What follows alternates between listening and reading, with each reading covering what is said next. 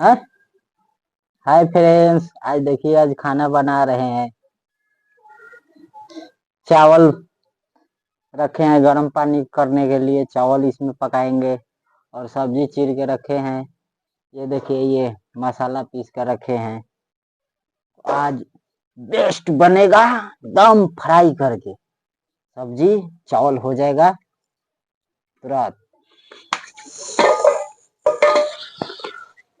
बाप रे बाप, कैसे खाना बनावत तरन से कनी के हमर तो हाथे जड़ जाता। ओहो,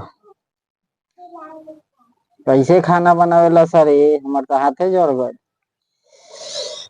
होए लाल उठ एगो तो जड़ल बैले बा खाना बनावे के चक्कर में। अब भाई लोग तनी देख ली, लोग तनी एक दूगो सब्सक्राइबर कर देम लोग।